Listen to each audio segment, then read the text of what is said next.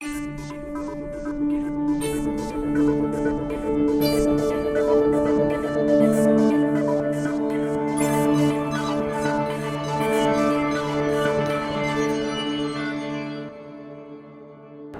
मैं सुमित पवार आपका क्वेयर समाचार में स्वागत करता हूं। आगे बढ़ने से पहले देखते हैं आज की हेडलाइंस। जर्मनी के क्लाउस बुरकत को मिस्टर गे वर्ल्ड 2015 का खिताब दिया गया, जबकि भारतीय प्रतियोगी मोहम्मद सैयद ताहिर ने अपना नाम वापस लिया। 15 अप्रैल को कम्युनिटी ने ऐतिहासिक नालसा जजमेंट की पहली वर्षगांठ मनाई। एम्स के डॉक्टर ने की खुदकुशी, सुसाइड नोट पर पति पर गे होने का लगाया आरोप। बीसीसीआई चेयरमैन के ऊपर अपने समलैंगिक बेटे पर शादी का दबाव डालने का आरोप। बंगाली अभिनेत्री दिशा गांगुली ने की खुदकुशी। करीबी दोस्त के आत्महत्या का प्रयास उजागर करता है एक समलैंगिक पहलू। अब खबरें विस्तार में। 7वीं मिस्टर गे वर्ल्ड कंपटीशन इस साल साउथ अफ्रीका में 26 अप्रैल से 3 मई के दरमियान आयोजित की गई। इसमें दुनिया भर के कई पार्टिसिपेंट्स ने अपने देश को रिप्रेजेंट किया और अपना हुनर दिखाया।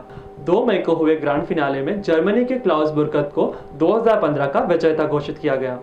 यह प्रतियोगिता नीजना साउथ अफ्रीका में आयोजित की गई। यह कुल 4 दिन तक चली, जिसमें प्रतियोगियों को कुछ कार्य करने थे, जैसे कि photo challenge, sports challenge, fashion runway challenge, swimsuit challenge, public speaking और लोकल आउटरीच चैलेंज, जिसमें मिस्टर गे वर्ल्ड उन लोकल चैरिटी के साथ मिलकर काम करती है जिन्होंने इस प्रतियोगिता की मेज़बानी की।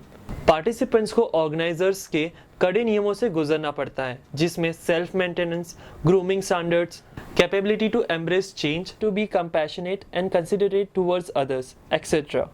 अपनी विनिंग स्पीच में क्लाउस बुरकत ने कहा कि वह मिस्टर गे वर्ल्ड के तौर पर विश्व के सभी एलजीबीटी के लिए रोल मॉडल बनना चाहते हैं और गे बुलिंग और बैशिंग के खिलाफ मुहिम चलाना चाहते हैं। लेकिन भारत के प्रतियोगी सैयद मोहम्मद ताहिर को धार्मिक कट्टरवादियों से मिली धमकियों के चलते अपना नाम खारिज करवाना पड़ा। इस बारे में उनसे पूछे जाने पर उन्होंने कहा, मैं इस प्रतियोगिता से नाम वापस ले रहा हूँ। ये कहकर उन्होंने आयोजकों को बताया और आग्रह किया कि वह उसकी स्थिति को समझे।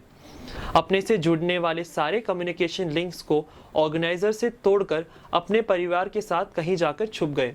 ताहिर एक पार्ट टाइम मॉडल और ब्रिस्बेन से फैशन डिज़ाइन पोस्ट ग्रेजुएट है।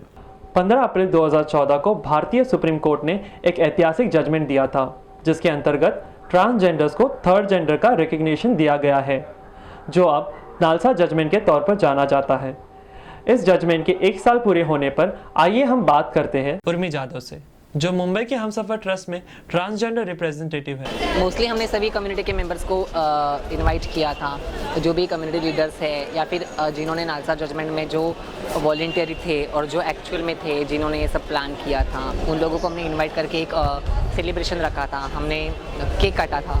खास कोई बदलाव नहीं आया है, पर 2-3 चीज़ें हुई है। जैसे पासपोर्ट में ट्रांसजेंडर करके एक कॉलम आया, तो वो एक सबसे बड़ी संधि थी, एक सक्सेस था। काफ़ी सारी एजुकेशन लेवल पर उन ट्रांसजेंडर्स को इंट्रीज मिल रही है, वहाँ पर उनको इनवाइट किया जा रहा है, इन्वॉल्व किया जा रहा है, तो ये ऐसी चीज़ें हो रही है। तो ये 2-3 चीज़ों को लेकर और ज़्यादा कुछ हुआ नहीं है। काफ़ी सारे स्कूल्स और जो एजुकेशन सेक्टर्स हैं, जैसे यूनिवर्सिटीज़ हैं, वहाँ पर ट्रांसजेंडर्स के लिए हॉस्टल्स, फिर अलग टॉयलेट्स, अलग टॉयलेट्स, बाथरूम्स, इनकी बात चल रही है, पर वो काम अटका पड़ा हुआ है कि अभी वो अगर उनको अलग से टॉयलेट बाथरूम दे तो फिर कैसे दे, उनके लिए कैसे मैनेजमेंट करे। अगर ट्रांसजेंडर्स को अलग से हॉस्टल्स करे तो फिर हॉस्टल्स में उनके लिए क्या क्या सुविधाएं होनी चाहिए, उसके ऊपर अभी काम कर रही है। तो ये सब चीज़ें अभी होना बाकी है। इतने साल से कम्युनिटी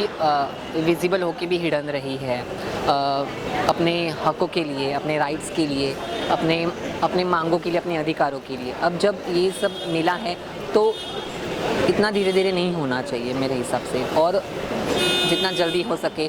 और जो भी HIV जैसा बिल पेंडिंग पड़ा है, अभी ट्रांसजेंडर बिल भी आया लोकसभा में वगैरह, तो अभी पॉलिसीज़ बनेंगी। पर पॉलिसीज़ बनाते वक्त कम्युनिटी लीडर्स को, जो भी काम कर रहे हैं ग्रास रूट लेवल पर, नेशनल लेवल पर, उन लोगों को भी इन्वॉल्व करना चाहिए पॉलिसी के टाइम पे, कि पॉलिसी में क्या क्या चीज़ें डाल रही है वो उनको भी पता हो। क्योंकि जो ग्रास रूट लेवल से काम कर रहे हैं उनको पता है कि क्या क्या नीड्स है, क्या क्या ज़रूरत है, कहाँ पर कमियाँ हैं, कहाँ पर प्लस पॉइंट है, कहाँ पर माइनस पॉइंट है। तो वो चीज़ें होनी चाहिए, मेरा ये पर्सनल ओपिनियन है। Thank you. अब रुक करते हैं राजधानी दिल्ली की तरफ, जहां ऑल इंडिया मेडिकल साइंसेज की 31 वर्षीय डॉक्टर की लाश मिलने से सनसनी फैल गई। डॉक्टर प्रिया वैदी की लाश पहाड़गंज दिल्ली के होटल रूम में खून से लथपथ पाई गई। उसकी हाथ की नस कटी हुई थी। 18 अप्रैल 2015 को अपने पति कमल वैदी से झगड़ा करने के बाद वह इस होटल में रहने के लिए आई थी। कमल ने पुलिस में मिसिंग की कंप्लेंट दर्ज करवाई थी। दोनों की शादी को 5 साल हो चुके थे। प्रिया एम्स में एनेस्थेटिस्ट और कमल डर्मेटोलॉजिस्ट थे। प्रिया के सुसाइड नोट में उसने ये बताया कि उसे उसके पति के सेक्सुअल ओरिएंटेशन के बारे में पता चल गया था और बाद में कमल ने खुद ये बात स्वीकार की थी। उसने अपने पति पर अपना सेक्सुअल ओरिएंटेशन छुपाकर रखने का और दहेज के लिए सताने का इल्ज़ाम लगाया है। प्रिया ने अपने पति को संबोधित करते हुए अपने फेसबुक के एक पोस्ट में कहा, मैं तुम्हारे साथ रहना चाहती थी, तुम्हें और तुम्हारे सेक्सुअल ओरिएंटेशन को स्वीकार करके, क्योंकि मैं तुमसे बहुत प्यार करती हूँ, पर तुमने कभी इसकी इम्पोर्टेंस समझी ही नहीं। डॉक्टर कमल वैदी, तुम एक अपराधी हो मेरी ज़िंदगी के। तुम्हारा परिवार मासूम है, पर तुम एक शैतान हो। प्रिया के माता पिता ने फेसबुक पोस्ट और सुसाइड नोट के आधार पर पुलिस में कंप्लेंट दर्ज करवाई और 19 अप्रैल 2015 को पुलिस ने 34 वर्षीय डॉक्टर कमल वैदी को गिरफ्तार किया।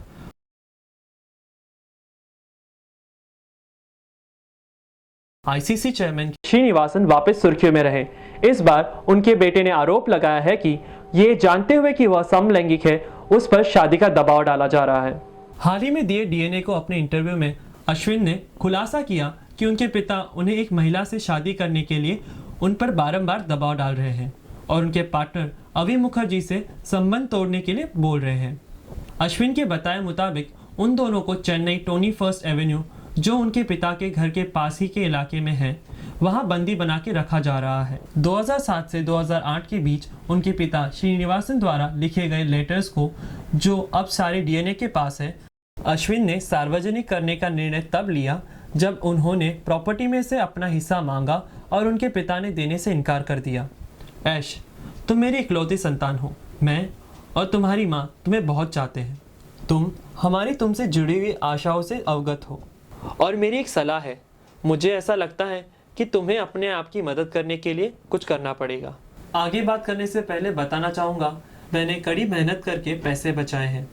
मेरी सारी दौलत मैंने खुद कमाई है। मैं चाहता हूँ कि ये मेरे अपने खून को जाए और हमारा वंश हमारे इस बिजनेस को आगे ले जाए।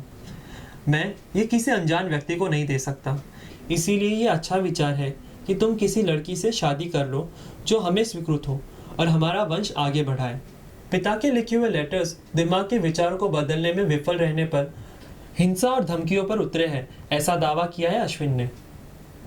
जब डीएनए ने श्रीनिवासन से बात करनी चाहिए तो उन्होंने कहा, ये एक व्यक्तिगत बात है, एक बेटे और पिता के बीच में। आपको क्यों बताऊं? मेरे पास कोई टिप्पणी नहीं आपको बताने के लिए। बंगाली अभिनेत्री दिशा गांगुली का शव 9 अप्रैल 2015 को उनके घर के पंखे से लटका पाया गया। इस केस ने नया मोड़ तब लिया जब यह खबर सुनकर उनकी करीबी सहेली ने आत्महत्या करने की नाकाम कोशिश की। प्रेस ट्रस्ट ऑफ इंडिया के अनुसार पुलिस ने यह बताया कि अभिनेत्री की लाश उनके बेडरूम में पंखे से लटकी पाई गई और ये माना जा रहा है कि खुद को लटकाने के लिए दुपट्टे का उपयोग किया गया था। रूम का दरवाजा अंदर से बंद था। उनके बॉयफ्रेंड ने दरवाजा तोड़कर उनकी लाश पंखे से उतारी। कोई सुसाइड नोट नहीं था। हालांकि पुलिस को रूम में से मिली पर्सनल डायरी और फोन से यह सुराग मिला कि अभिनेत्री ने इतना बड़ा कदम क्यों उठाया। पुलिस के मुताबिक दिशा गांगुली उनकी एक सहेली के साथ समलैंगिक संबंध में थी। ये भी पता चला कि सहेली ने हावड़ा स्टेशन पर ट्रेन के सामने कूदकर खुदकुशी करने की नाकाम कोशिश की। भाग्यवश उसे वहां के लोकल पुलिस ने बचाया और अब हॉस्पिटल में उसका इलाज चल रहा है। विवान घोष ने बताया कि वे और दिशा काफी समय से एक दूसरे के साथ थे और जल्द ही शादी के रिश्ते में बंधने वाले थे। दिशा और विवान 5 साल से दोस्त थे। पुलिस का यह भी मानना है कि दिशा अपने बॉयफ्रेंड, गर्लफ्रेंड और माता पिता के दबाव से जूझ रही थी। दिशा के माता पिता को उसके समलैंगिक संबंधों के बारे में पता चल चुका था और वे चाहते थे कि वो विवान से शादी कर ले, पर अंततः उसने मौत को गले लगा लिया। अब हम बात करते हैं अमेरिकी ओलंपियन ब्रूस जेनर के बारे में। विलियम ब्रूस जेनर अमेरिका के पूर्व ट्रैक और फील्ड एथलीट जो 1976 मॉन्ट्रियल समर ओलंपिक्स में डेकैथलॉन गोल्ड विजेता रहे और वर्तमान में reality television series keeping up with the Kardashians में देखे जाते हैं। डायन सॉयर को दिए एक एक्सक्लूसिव इंटरव्यू में ये खुलासा किया कि वो एक ट्रांस वुमन है। ब्रूस जेनर ने इस बात की भी पुष्टि की कि वो लिंग बदलने की प्रक्रिया में है। उन्होंने कहा कि यह प्रक्रिया उन्होंने 1980 से शुरू कर दी थी, जब उन्हें अपने इस रूप से असहज महसूस होने लगी। उन्होंने सॉयर को कहा कि सभी उद्देश्य और प्रयोजनों के लिए मैं एक औरत हूँ। मैं आनुवंशिक रूप से वैसे पैदा नहीं हुआ था और मेरे अभी भी पुरुषों के ही लैंगिक अंग है, पर मैं अपनी पहचान महिला के तौर पर करवाता हूँ। उनका ये खुलासा सोशल मीडिया साइट ट्विटर में एक ट्रेंडिंग टॉपिक बन गया, जहां लाखों लोगों ने #ट्रांसजेंडर लिखकर अपना सपोर्ट जताया। हमारा बुलेटिन यहीं समाप्त होता है। जाने से पहले हमसफर ट्रस्ट की 21वीं सालगिरह की कुछ झलकियां आपके लिए।